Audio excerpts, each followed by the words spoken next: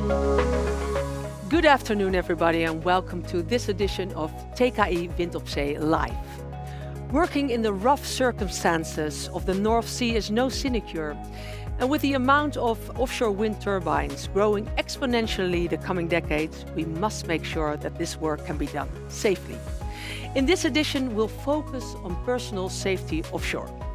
We have 4 guests in the studio who will discuss this matter with us. Our reporter went on a trip with the Royal Netherlands Sea Rescue Institute and on a working on heights training. And Jan van the Tempel of Ampelmann will share his opinion on the level of safety of offshore wind. All this in the 13th edition of TKI Wind op Zee Live.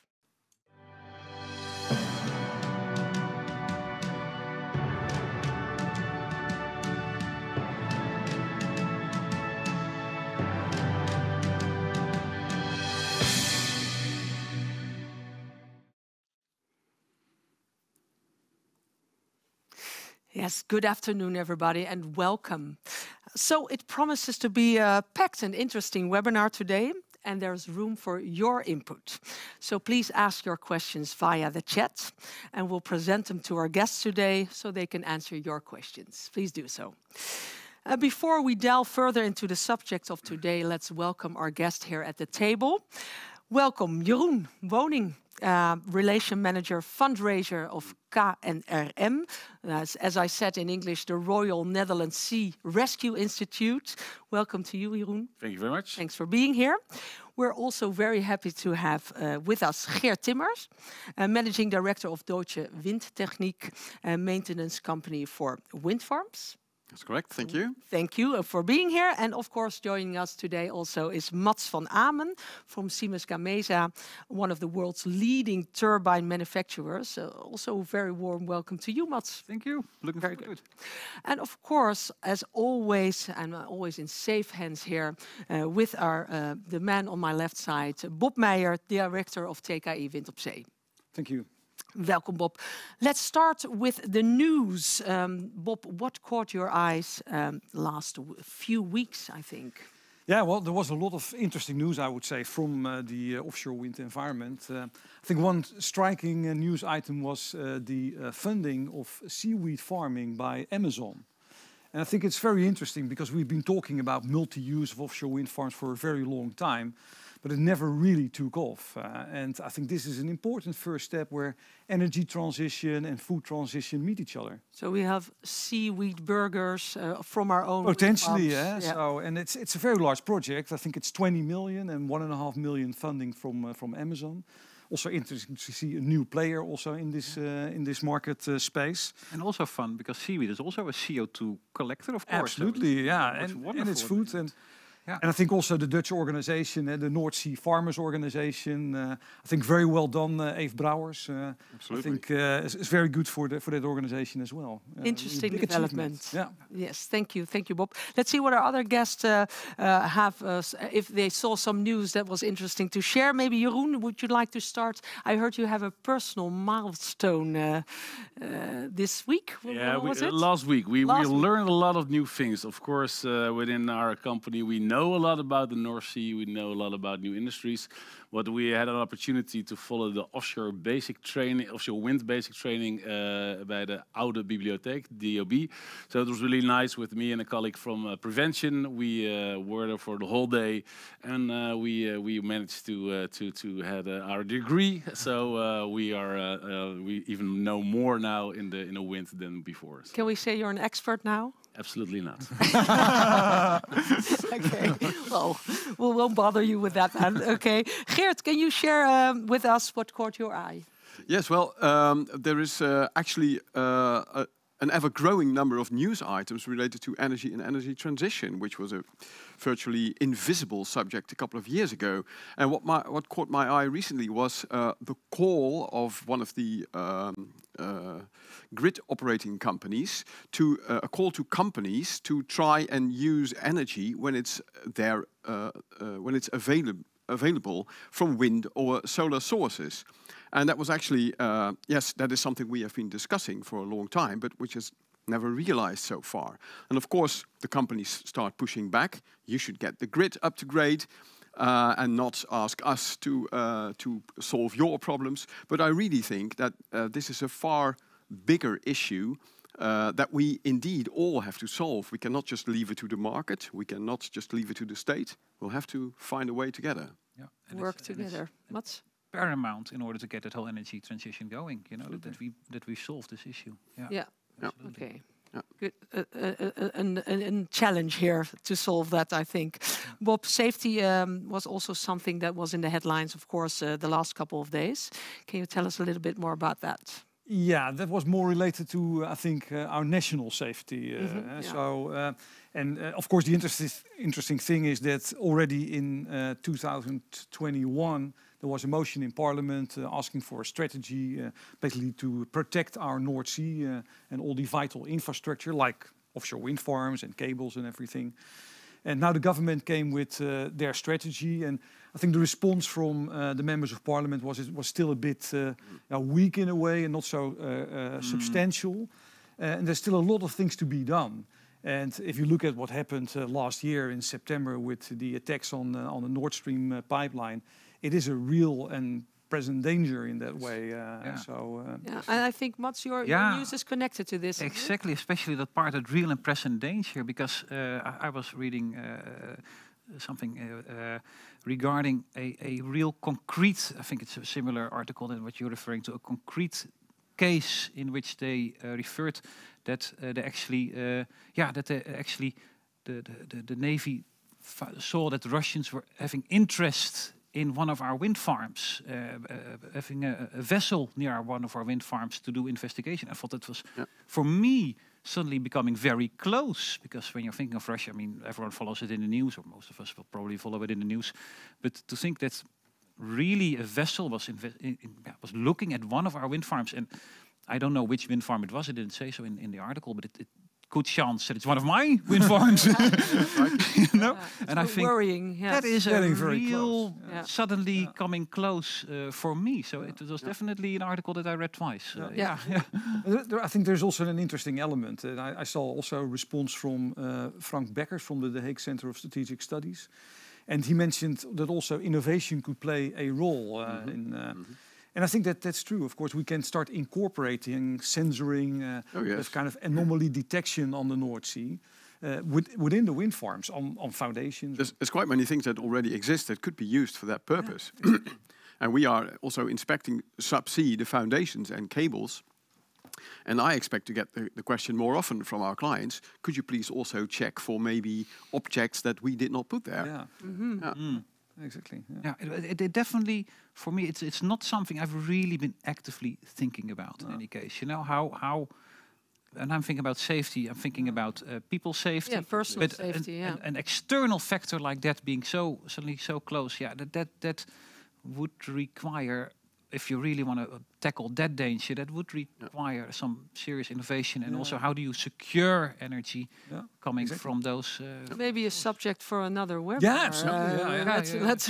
Let's talk now personal safety. But Geert, I've heard you brought some news from your former university, TU Delft, also my former university. Very good. Very good. And by the way, what's your news? Well, there was news about Delft University finding a way to increase the lifetime of electrical storage batteries. And obviously we are all searching for energy storage. Electrical energy storage is one of the solutions. And although I think we will never have enough lithium to store all the electrical energy that we need, so we have to move on to gases sooner or later. But to increase the length of a battery life with a factor of 5 would really be a great step forward. So I enjoy reading that, like I enjoy reading about the whole energy infrastructure and the storage solutions that we are integrating in them. Great innovations, I think. Yes, absolutely. Yeah, and there was also something about what the Dutch Liberal Party said. What was that? Oh yes, well, it relates a little bit to what I talked about for stay-in. One of our Liberal parties asked for more self-sufficiency when it comes to power generation. Well, that's great, of course, that we should put more solar power and more wind power in our territory in the Netherlands, but I'm not sure if they realized what the real the real area of the issue is, because then the companies like Stedin will argue, but how are we going to accommodate that? So it's nice that they say it, and of course I'm positive about it, but whoa, there's a huge challenge. Impact.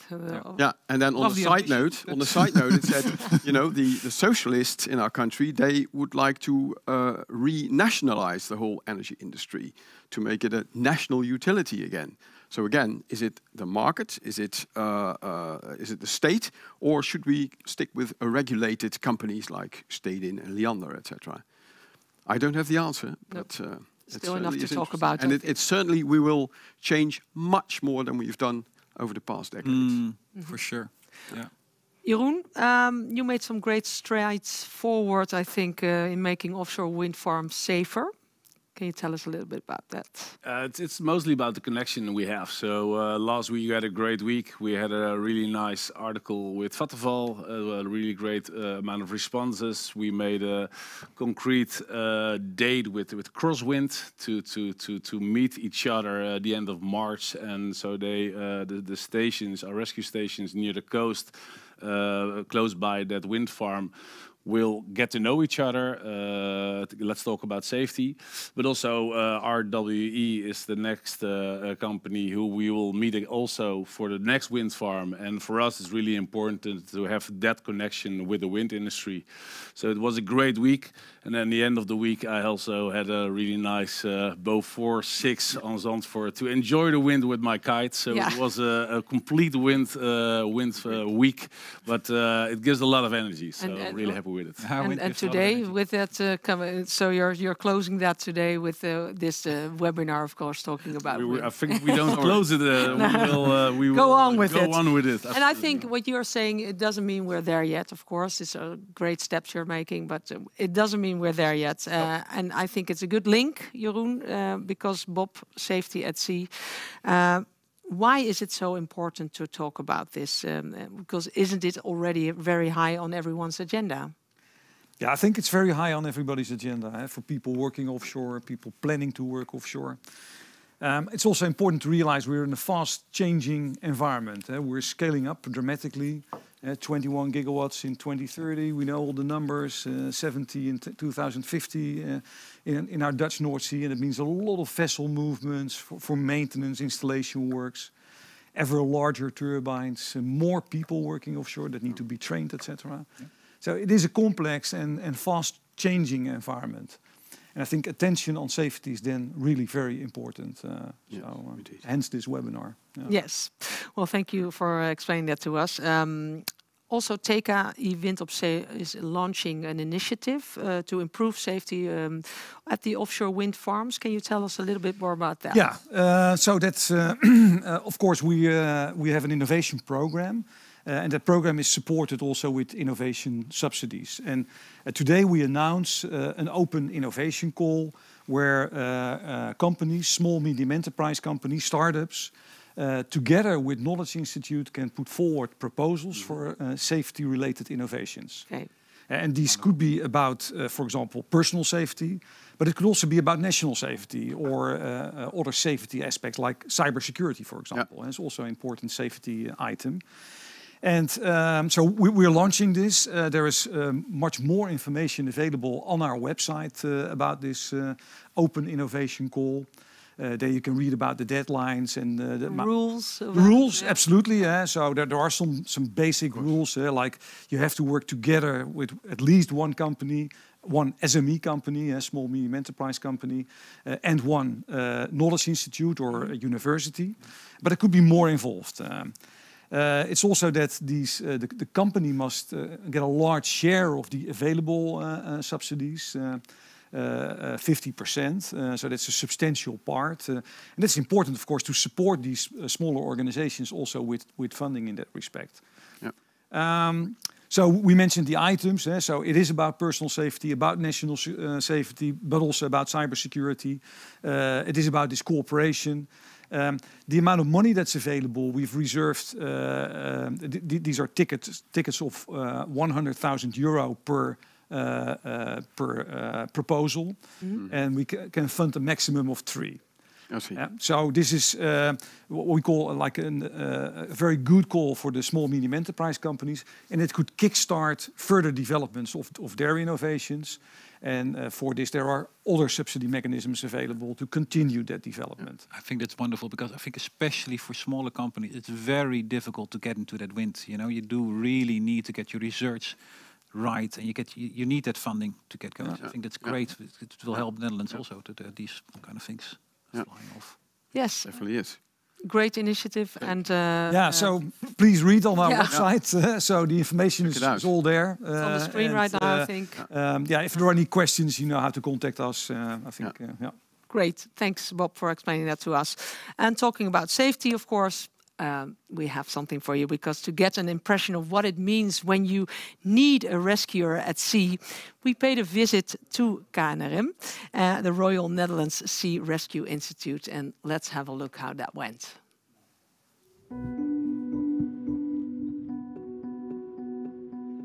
KNRM is de Koninklijke Nederlandse Reddingmaatschappij. Onze taak is het veilig aan wal brengen van mensen en dieren in nood. Dat doen wij vrijwillig, dat doen we 24/7 en op basis van donaties. Op het moment dat wij een alarmering krijgen, varen wij binnen 10 minuten los. Heel korte briefing terwijl we varen.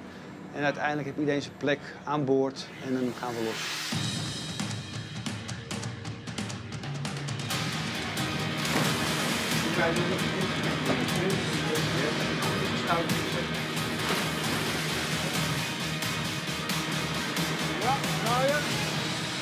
Wij hebben dan vrijwilligers. Ik ben toevallig de enige beroepsschipper. Eigenlijk elke maandagavond gaan we uit voor oefening. De roergang moet vooral goede veel vaaruren maken.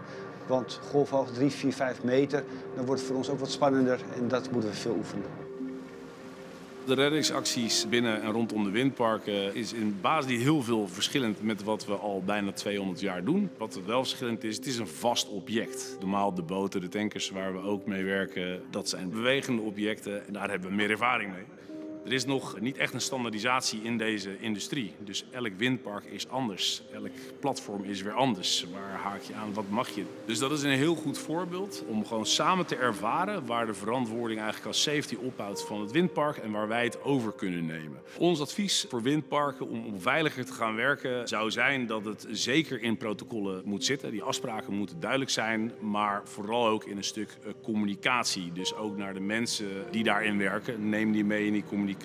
Maar zeker ook een soort van werkgroepen opstellen met de stakeholders die in dat gebied daarmee bezig zijn. Als een brandweer, ambulances, echt de veiligheidsregio, met de exploitanten, met degene die het onderhoud gaat doen, die gaan aanleggen, dat die een keer bij elkaar gaan zitten om die afspraken duidelijk te krijgen. Vorig jaar hebben wij meer dan 2500 acties gehad. Er zijn meer mensen op zee, meer vaarbewegingen, maar ook veel meer vaste objecten op zee. En daardoor zullen we vaker in actie gaan komen. Want af en toe doet moeder natuur de dingen die ze doet. Yeah, we were talking about this because it's very impressive, everybody. Absolutely. To Jeroen. And I understand that the people that do these rescue actions, is mainly are volunteers, aren't they? Almost everybody is a volunteer. So Richard, the one in the video, he's one of the professional, and there are only 8 of them. The rest, everybody who is on board is a volunteer. So like now, when the beeper goes off, you drop out of this interview and you just go crossing because you have to be at the station within 10 minutes. Mm-hmm. And then in that 10 minutes and the boat ride, you will learn what the situation is, and then you do your thing. So. And as we were talking while looking at this movie, you said 2,500 calls, but you rescued 4,000 people. More than 4,000 people and 155 animals while we're there. So. Very important also. Fish? Horse at sea? Maybe. Seahorses. Seahorses, yeah. Oh, maybe you can remember the orcas in Zeeland last year. But sometimes there's a swan at the IJsselmeer, bruinvis, of course. dolphins. We talked about the fauna last webinar also. Very important, very impressive. Thank you, Jeroen. And we'll get back to that later. Before we'll continue with the matter of safety, we're having a look at the winners of the Offshore Wind Innovators Award. From Elestor, it's Guido Dalessi, who's joining us online at this moment. Hello, Guido. A warm welcome to you. I can't hear you right now. We still have to fix it, I think, because I would love to hear your answers. But before I'm going to ask you some questions, congratulations, because it's very impressive also what you did. I think it was the winner takes it all for you, because you took home both the jury and the audience award. Well done. Can I hear you now? Is that? Yep. And I think you can hear me now as well. I can hear you, which is very good, because I would really love to hear from you what your innovation is and why it is so important. Can you tell us that? Yeah, sure. And I started, but you couldn't hear me. Thanks for having me. Yeah, what we have presented on the Offshore Wind Innovators Award event is a new battery. It's called a flow battery.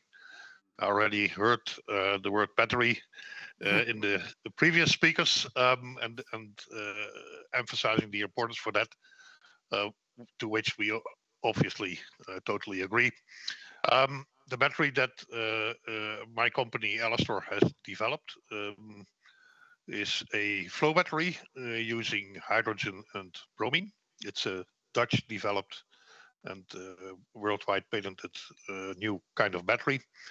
And our aim is to introduce a battery with extremely low storage cost per megawatt hour, also known as LCOS, levelized cost of storage. And one of the ways to achieve that is to make use of materials that are abundantly available. In our case, bromine, which is found in the sea and which has an astronomical reserves of around 100 trillion tons. I don't know how many zeros that are, but that's really a lot. Even if we would build all the batteries in the world in the next 30 years of that, we would need less than 100% of the global reserve. So it means bromine is abundantly available and therefore very cheap. And that helps, of course, if you want to design a battery with extremely low storage cost per megawatt hour. So this is a battery for long duration energy storage. It's by now a commonly known term, LDES. In the previous years, lithium was the battery of choice because we only had to bridge a few hours, up to 4 or 5 hours maybe, where lithium is the sprinter. Our battery is the marathon runner. So this is a battery that can bridge from, let's say, 6-7 hours up to a couple of days, up to a week, in the most economic way, because it's always about economics and it's not about technical performance only, but it's also about the most economical solution. Okay. Yeah. Thank you for explaining that, because and I think we're all impressed here by your innovation. What does winning the award mean for your innovation? Yeah. First of all, this is a big recognition for the team. By now, we are 40 FTE and growing very fast. Last year, we secured a big investment round, which enables this company to grow to about 100 FTE in the next 2 years. So definitely a big recognition for the hard work of the team.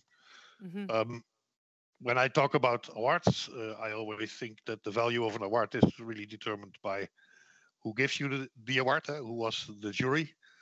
There are all kinds of awards, as you probably know. And you can win the award for the CEO of the year or so. But you can also win an award juried by Fraunhofer. And in this respect, juried by TU Delft, Vattenfall, and Green Giraffe. And I think that really puts us at a very serious level. Really important for us. Wind energy is one of the obvious application targets for our technology. So it's really good for us to be in the picture of this group. What are the next steps going to be, Guido? Yeah, as I just mentioned, we are in a fast growth phase. Last year, companies like Equinor and Vopak joined as investors, apart from InvestNL and Somerset Capital Partners. That enables us to grow very fast. We are, as we speak, building the first commercial systems, which will be located at the Vopak terminal in Vlissingen. So we have a lot of work ahead. We are growing very fast. We are still looking for a lot of new colleagues. Yeah, so there's a lot to do. The interest for these kind of technologies is really big.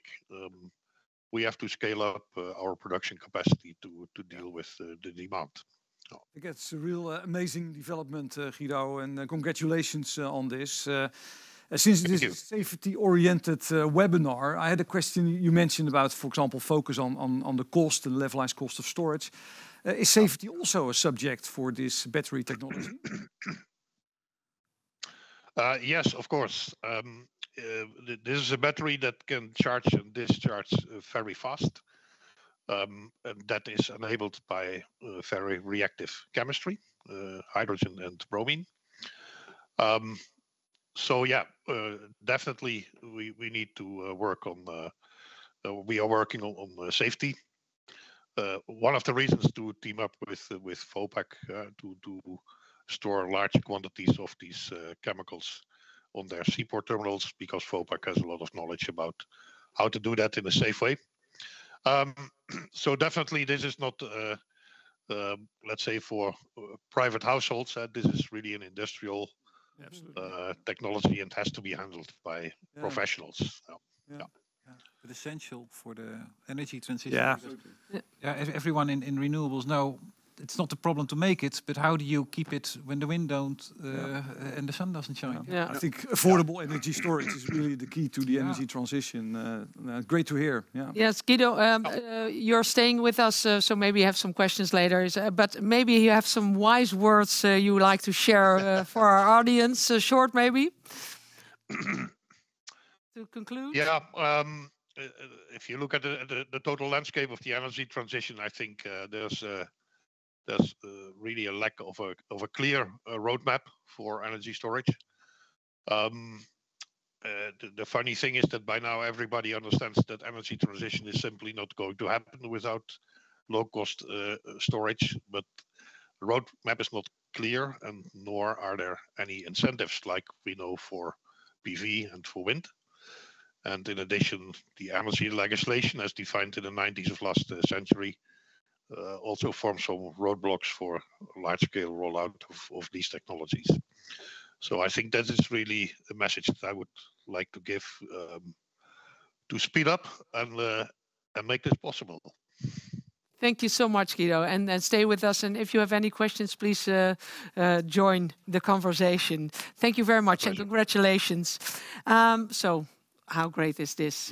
What can I say? I mean, it's a very important development, and great to see such a winner. And there was strong competition also from the other nominees, so it's a real big achievement. I remember quite well our former director, Ad van Wijk, always used to say, the whole Earth receives every 90 minutes enough energy to power the entire Earth for a year. There is not a renewable energy issue, there's just a transport and storage issue that we need to solve. Well, there we go. Thanks. Thanks for this comment. For coming up with some part of the solution. Let's talk a little bit about our subject today, a quick round with our guest at the table. Geert, what is the main reason for you to keep safety top of mind? Well, obviously, because we have a long-term thinking in mind, and that also means that we have to take care of our staff in the long term. They have to go out to work every day and come back every day, and not just the end of the day, but also the end of the month, year, and hopefully decade. I want them back and be happy and healthy. So, and I know the work that our team is carrying out is not necessarily very dangerous. It's a machine, yes. It's an energized machine, so you should de-energize it before you do anything. But it's in itself is not really dangerous. I think the dangerous part is that if something happens, there is nobody coming to rescue you. So there is much more emphasis required on making sure nothing happens, that you stay safe. Yes, and in the end, of course, we call Jeroen. Everybody has Jeroen's number. And but you always hope that it's not necessary. And even despite all our preparations, we also had to call search and rescue at one point, when a team member, a crew member of the ship, had a heart attack on the vessel out at sea. And then we had to call the German colleagues, in this case, who came to rescue this person and bring him back. So yes, you need this last resort. Yeah, it's very important. Mats, where do you think the most room for improvement of safety is in offshore wind? Well, I think in the nature, like Geert just made the picture, it's not that the device itself is dangerous, but we are in a very odd spot. That means that the people that go to turbine have to be able to go all the way up, to climb, to go with the boat, to go with the vessel, go from vessel to turbine, take some heavy equipment with them, and that makes it quite unique. It takes that difficulty that we have from getting our people and our equipment to the problem, what we're trying to fix. That's our challenge, and that path, that whole route from shore to fix. That's where we and back probably. That's where the most we can still get the most impact. Yeah. Okay. Thanks. So, and Jeroen, what's the most important risk we should avoid looking forward to the enormous scale up in front of us? I think the risk, and mainly for volunteers, is that there are no standards yet. So it's still an industry in development, and there are still a lot of gray parts in the safety issue. So where does it end for the wind farm? And when Mother Nature does her thing, where do we get in? And that part is not that clear yet. So we have to talk about that. Yeah. That's very important, I think. Well, thank you. We'll proceed this discussion in a moment, but first we'll hear from a man who has made delivering safety a job. Jan van de Tempel invented one of the safest gangways in the world available. And to stay at the forefront, he needs to improve on safety day in, day out. Our editor, Arjan Hofman, spoke with him about this take on safety in offshore wind and what can be done to make this step forward. And let's take a look at that interview right now. Jan, welcome and thank you for having time for us to share your view on safe working at sea. You've made delivering safety offshore your job. Ampelmann helps offshore workers cross safely from a vessel to a platform or turbine. You've been able to experience both oil and gas and the offshore wind industries. And this means you can make a good comparison between these two industries. So to start off, which industry scores higher in your view on safety and why? Well, Arjan, thanks for having me. Which scores higher? So this is, of course, the question is which has a better safety record or safety reputation.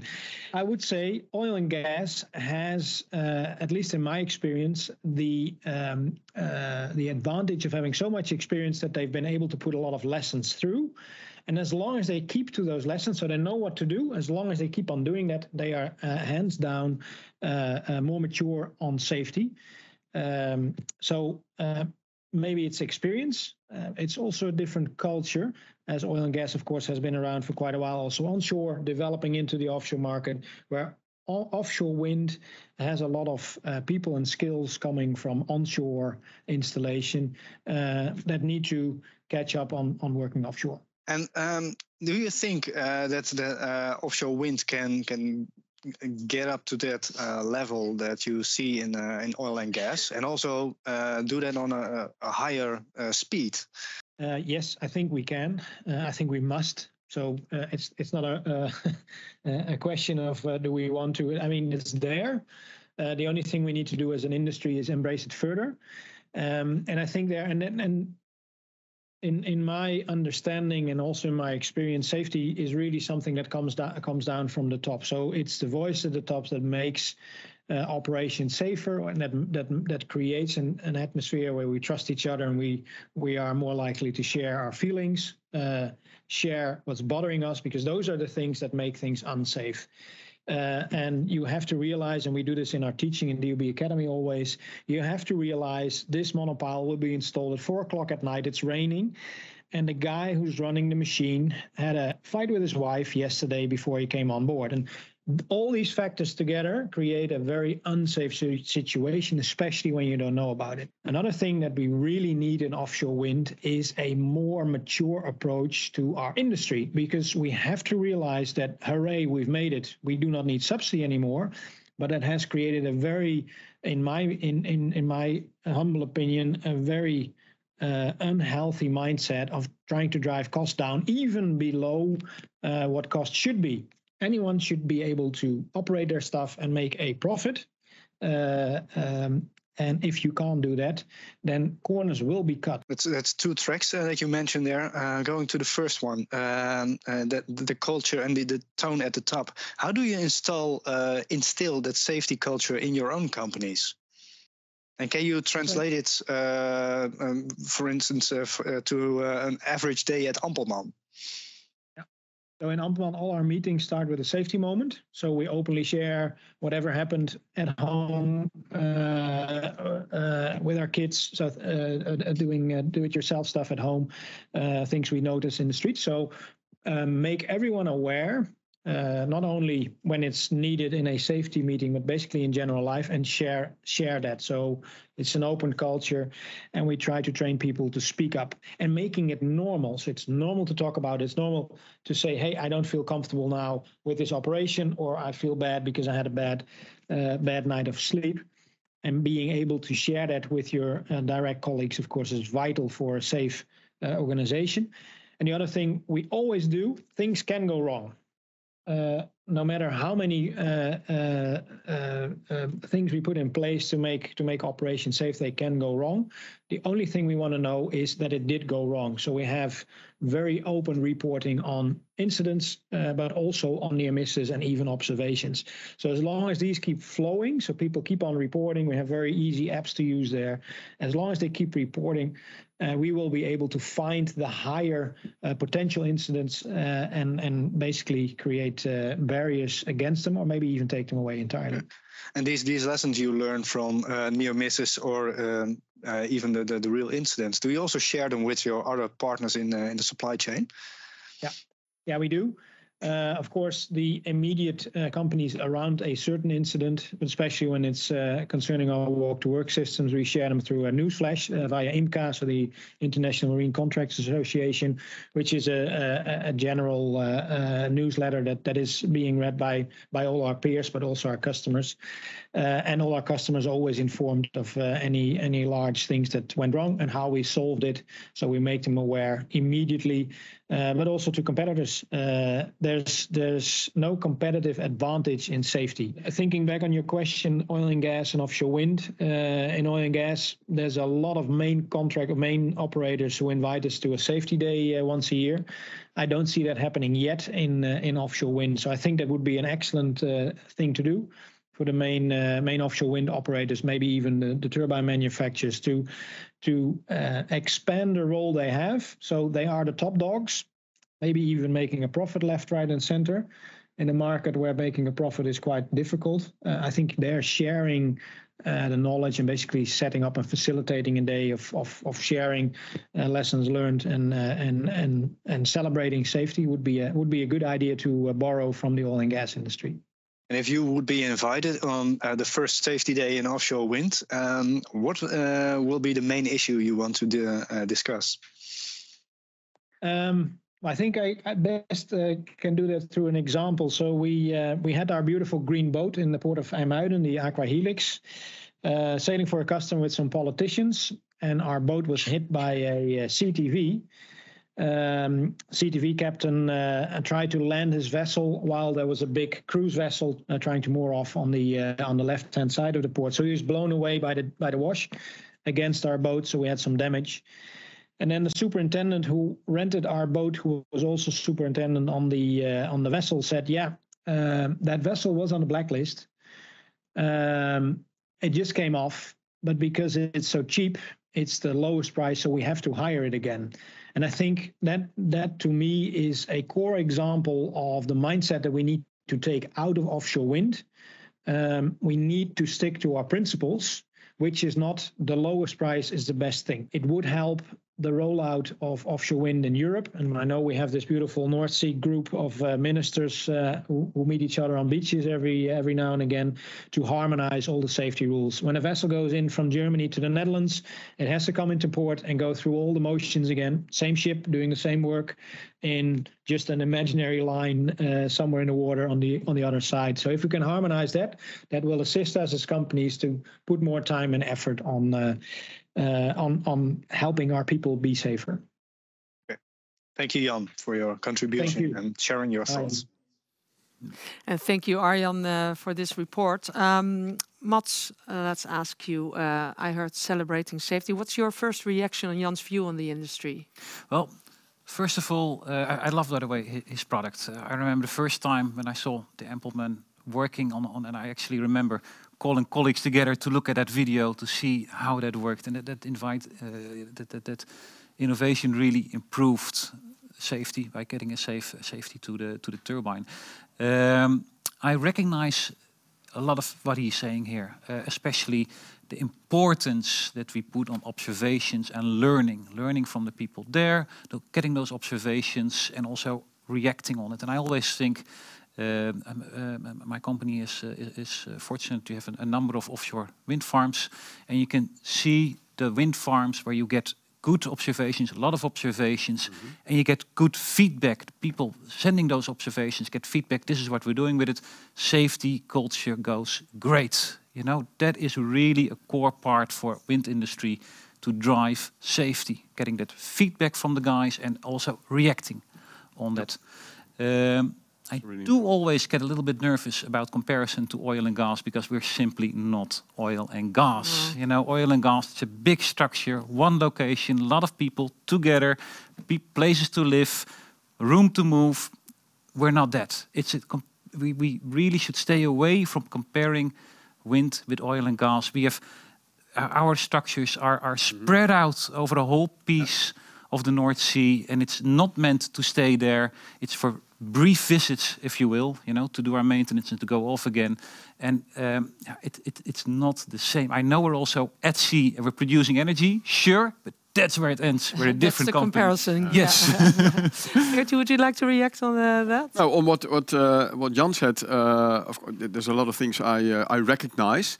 And actually, one of the last elements he mentioned is that this vessel moving from one country to the other, having to go through audits again. And we all agree we should not compete on safety. But what I often see is it's kind of the other way around. Companies and wind farm owners seem to compete on safety, but in a different way. They put up the levels, and they adopt the standards, and they add a few more. Yeah. And then the other one adopts the same standard and adds a few more.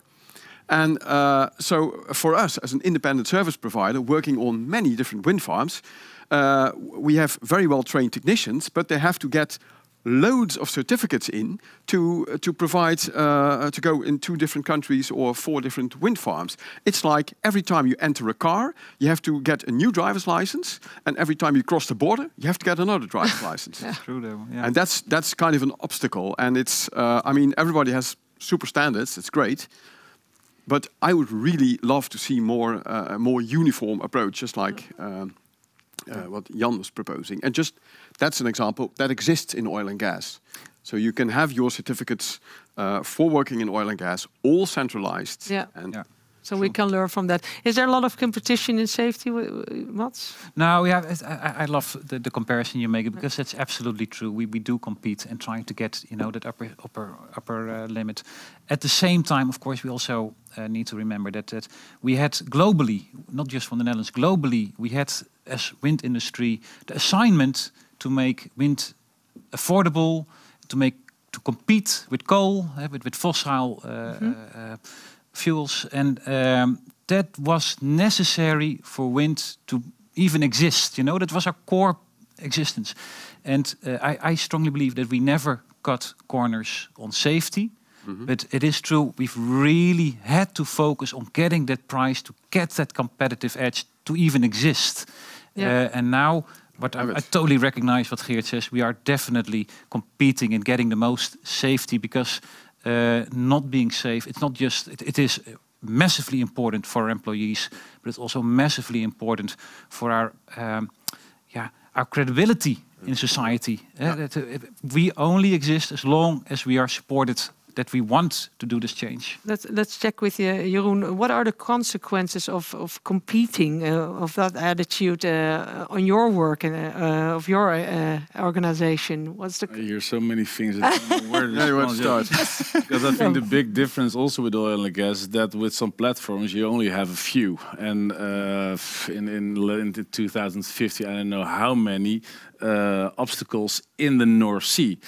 We all know the example of the Juliette Day. So then now these days are not that many.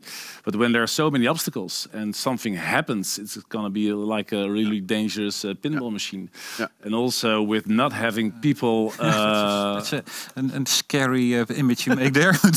Yeah, but also I think realistic. I mean, Mother Nature will do her thing, and also with when that happened, I mean, there was the 140 kilometers an hour wind, and the waves were 9 meters. So it's also maybe some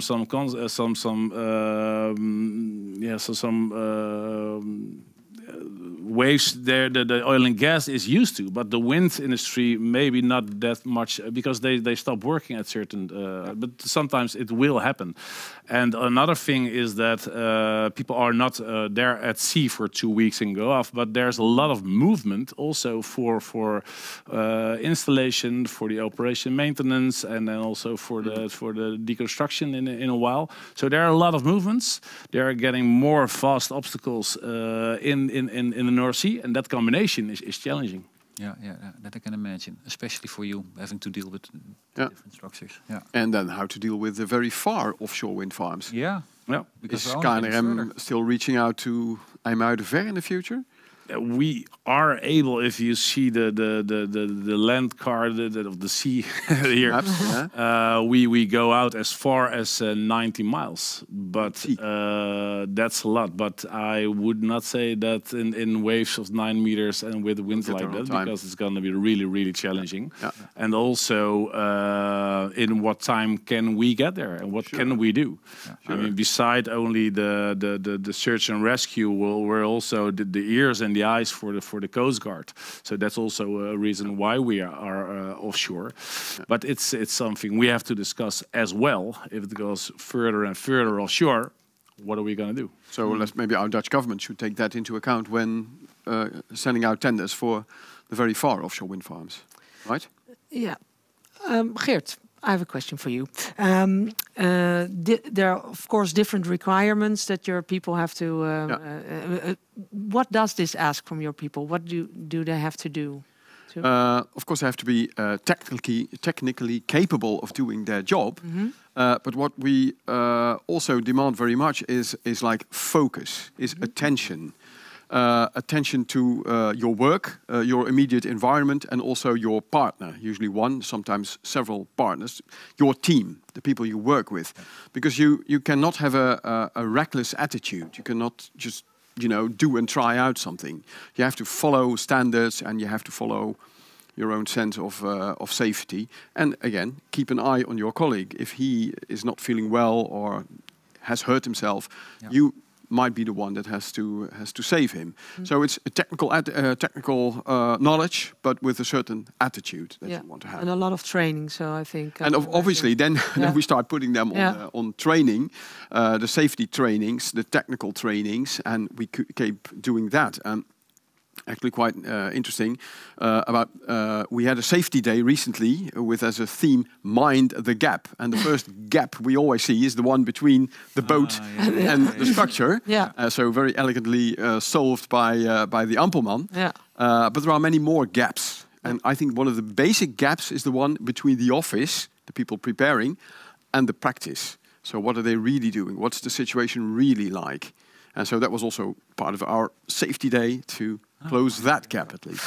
Well, also, of course, talking about this, working in wind turbines requires being able to work on heights. The men and women going offshore the wind farms, they get this special training for this, of course. And to get a picture of what that demands, we've sent a few of your colleagues, Bob, Tom and Floris, up way in the air at the training center Industrieel Klimmen. Let's take a look at that. Oh, nice.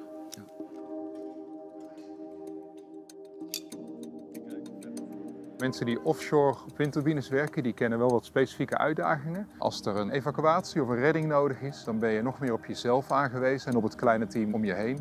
Industrieel klimmen levert rust van geest voor professionals die werken op hoogte. Wij doen dat werk zelf niet, maar we leveren wel alles zodat die mensen dat werk veilig kunnen uitvoeren.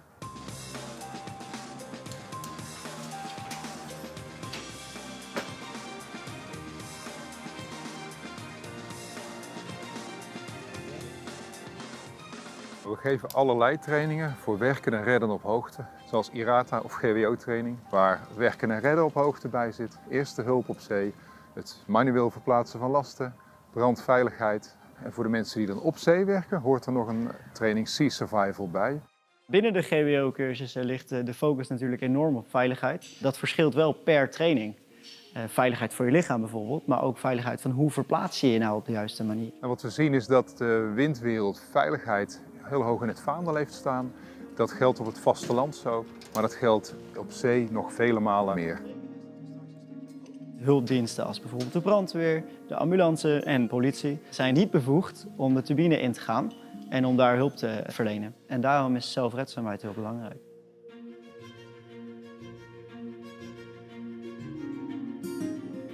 Naast training bieden wij ook materiaal, waarbij je moet denken aan klimmateriaal, harnasgordels, touwen, haken, maar ook de dingen die er net even omheen hangen. Zo is een reddingsvest ook handig en is het ook fijn als het compatible is met je klimmateriaal. Daarnaast is het ook belangrijk dat die spullen te vertrouwen zijn en vertrouwen blijven. Dus we keuren al dat materiaal, daar hebben we een aantal gespecialiseerde keurmeesters voor in dienst. We zien dat er allerlei initiatieven gaande zijn om werken in offshore windparken nog veiliger te maken. Als wij kijken naar onze wereld van veiligheidsmiddelen, dan zou het zeker helpen als daar een integrale aanpak gekozen wordt. Waarbij je de training en de materialen duidelijk oplijnt voor wat je van plan bent. En dat gelijk trekt onder je hele workforce. En daar zijn wij heel goed in thuis in wat er te koop is en hoe het een heel goed met elkaar samenwerkt of het ander juist misschien iets minder met elkaar samenwerkt. En dat advies dat delen we graag met onze klanten. Very interesting. I think I missed out on something. Very nice for Floris and Tom to be there, but also very, I think, interesting subject. And given the discussion before the short movie, Geert, you mentioned the driver's license thing, and I think what strikes me is we're working in the European Union, within Europe. There should be standards for this, and. I know there were projects also launched by Wind Europe some time ago, Wind Harmony, that try to look at how we can standardize, but it seems to be very complex. And so each member state has still its own implementation of safety regulations. And then, of course, there are all these variations of companies. And what I hear from you, but from you all, also you mentioned that, is that standardization is critical for safety. So you can't be trained and retrained again. That seems to be very confusing. So that's one of my takeaways already from this. So that standardization is really a key to success for safety. It, on the one hand, it is cost efficient, but at the same time, you know, everybody you meet will know the same standards. So that improves safety. So yes, Mats. No, but the thing is, of course, as an industry, the last few years have really been dominated by the will to innovate, to make better, and that means also that we have constantly changed things in order to get that innovation, to get more efficiency, to get more out of it, and that because of that continuous innovation, we have a lot of differences now between our turbines, and I'm hoping that we're now coming to a place in the market that we can not stop innovating, but to really cash in on our innovations and make them, really work them out, make them better, but also make the current line of products to really make those. So talking about that, to conclude this webinar, what can your own organization do for this next step to make a safer job? Yeah, well, I think what we really, as Siemens Gamesa and any wind farm manufacturer need to work on is to get, first of all, a lot of this knowledge on board when we bring the new product in, and to while keeping the innovation, but also keeping the basic structure and knowledge from the previous model in there, so that we don't need to change too much, that we can use what we've already learned, what we're already doing on the next turbine. It's a bit like when you're go to the next iPhone, you don't need to learn the whole device again. No, we need to be a little bit more matching with our previous model. Yeah. Okay. Yeah. Okay, Geert, same question for you. As an international company, we are by now working worldwide, so with many different customers and with many technologies as well. So, of course, we will keep training our staff in our own training centers, externally, but also we shall stay in touch with our customers in all these countries and try and promote, let's say, using the same rules there. But I have to say, we think of ourselves as a very large company, but we're still nothing compared to the Vestas and Siemens Gamesas. But you're a very much appreciated contractor. Good to hear. Thank you so much. Jeroen, what are your next steps? Our steps right now is communication with all the different wind farms, because our volunteers need to have the safest material, the best training to do their work professionally. So that's what you have to provide. And when there is no standardization yet in safety matters, we have to connect with everyone within the wind industry, to connect them also locally, and have the communication between the volunteers and the professionals of the wind farms to do our work safe. Yeah, so communication is key. Absolutely. I think it's time. Thank you so much, gentlemen. I think it's already time, because I think could have filled another hour talking about this. Let's wrap things up, and let's say that we're almost. We are at the end. Very good. Of the end of this TKI Wind of Zee Live. Bob, you already mentioned what you take away first. Yeah. But is there some other? Well, again, I would say standardization, industrialization in a way is very important, and it links also up to the previous webinars that we had about, for example, standardization of wind turbine technology. Safety by design, I think, is also a relevant subject. Yes. So to incorporate in new designs the learnings from the earlier designs. And one thing that also resonated with me, what Jan van der Tempel said about no competition on safety, but more cooperation, transparency. I think sharing information about safety, about incidents, about improvements. I think that's also for me an important takeaway. Yeah. I see everybody nodding, so I think they agree with you, Bob. There. But transparency is not a standard in the industry. No, not now. No. Work to be done there. Thank you, Bob. Any agenda issues you'd like to share? Yeah, well, there is on the agenda there is the Wind Day. It's in June, but we're organizing an innovation square there with a lot of activities, with also startup companies that can be present there. So there's going to be a very nice event. I think everybody knows this in the Netherlands, a big wind energy event. On the 15th of June. 15th of June, yeah, absolutely. Yeah, and maybe if I still have you a second, still have the time. Yeah, so we did mention this this innovation call, the open innovation call, and anybody can participate in this as long as you're an SME company. You can also work together with larger companies, but there must be at least one SME company. Yeah. So on the 15th of June, will we know who won already or not yet? Yeah, absolutely. Yeah, so that's going to be highlighted then. Yeah. And so I really like to point you again to our website with all this information. There is money to be gained. There are a lot of rules there. Please read them carefully. It's not free money. And there is an independent external advisory committee or expert committee that is evaluating this. So that happens outside of our organization. Yes, please have a look at the website again and support improving safety with innovation. Good plan. Good plan, I hear. Very good. I want to thank all of our guests here today in the studio and online. So Geert, Mats, Jeroen, of course, and Guido online. Thank you very much for being here and sharing your wisdom here. I want to thank you all at home for watching, and thank you, Bob, of course.